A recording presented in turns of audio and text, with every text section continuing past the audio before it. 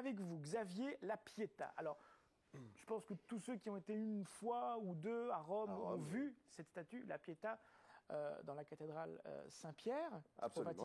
C'est une sculpture fantastique de Michelangelo qu'il a faite en 1500, il y a quand même quelques années déjà.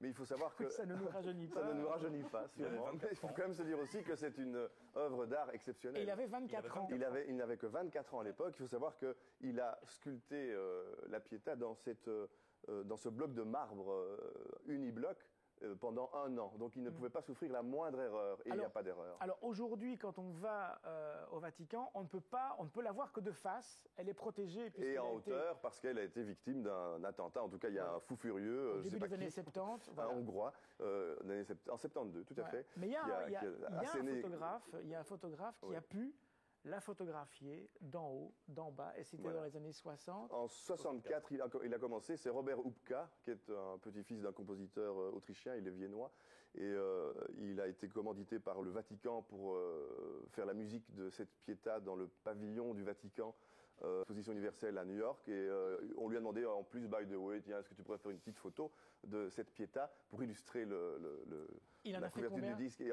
il n'en a fait qu'une, non, coup de foudre.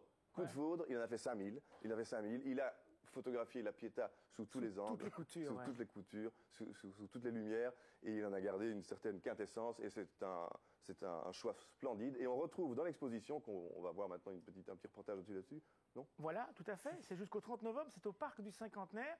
Et là, on va parler, juste après le reportage, du nombre d'or. Parce que le nombre d'or, c'est cette espèce de formule magique, on va dire comme ça, qui était utilisée par les grands peintres et les grands sculpteurs. Et on va voir qu'à 24 ans, ce jeune sculpteur fait quelque chose d'assez incroyable. On regarde le reportage et on en parle après. On voit vraiment que Robert Hupka a été aimanté par la Pietà. Et effectivement, on vous parle des lumières, il a de lui son pied avec sa lampe et il jouait avec les ombres et les lumières sur la statue. Une Pietà, originellement, c'est l'amour suprême. Mais maintenant, dans le langage commun, la Pietà, c'est la mère, donc Marie, portant son fils Jésus à la descente de la croix. En fait, ici, on est vraiment dans la magie de cette œuvre. On est vraiment au cœur du détail. Comme vous voyez, ici, on n'a que des jambes et des pieds. Mais vous remarquez vraiment, par exemple, ce pied-ci, le soin du détail apporté. Ce qui est très important de préciser, c'est qu'on n'oublie pas que c'est du marbre. Michel-Ange a 24 ans, il prend son marteau, son burin, et il commence, et il avance dans le marbre. Et le résultat final, c'est bien sûr toute la Pietà, mais c'est surtout ce souci du détail. Et je pense que c'est ce souci du détail-là qui émeut terriblement les gens. Ceci, le bois de la caisse qui est en train de se refermer sur la statue.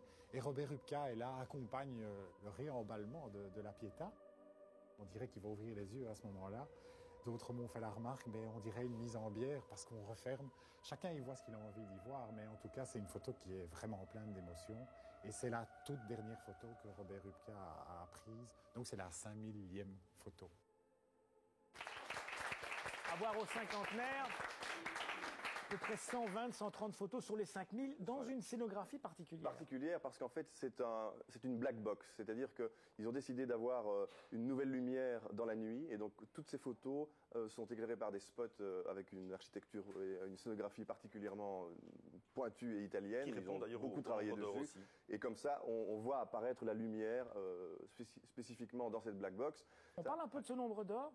On en parle au début, donc dans la première pièce, il y a l'explication de ce qu'est le nombre d'or. Oui. Et c'est vrai qu'on a cette sorte de spirale, on ne va pas rentrer dans les détails du nombre d'or. On dirait un coquillage comme ça, une sorte de des lignes coquillage. qui On se vont rend dans tous les compte sens. que la statue, elle rentre parfaitement dans ce coquillage, dans ses limites du nombre d'or, ce qui est assez hallucinant. Le nombre d'or est donc le paramètre exact pour les bonnes proportions, pour une bonne visibilité. Mais ce qui est fou, c'est que quand on met le calque sur les photos, ça marche d'en haut, de face, sur les visages, c'est incroyable. Oui, c'est assez incroyable. Et c'est pas la seule chose qui est incroyable, parce que c'est vrai que au moment où j'ai été voir l'exposition aussi, au moment où on m'a dit, on va aller voir une exposition sur la Pietà, des photos, je me dis oui, on va aller voir.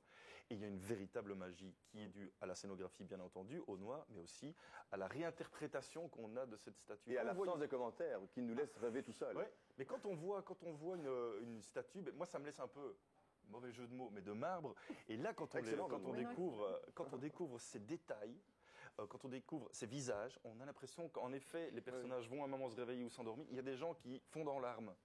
Et donc, c'est vrai que le personnel qui est à l'exposition a lui été préparé pour justement répondre à ces cas de gens qui fondent en larmes.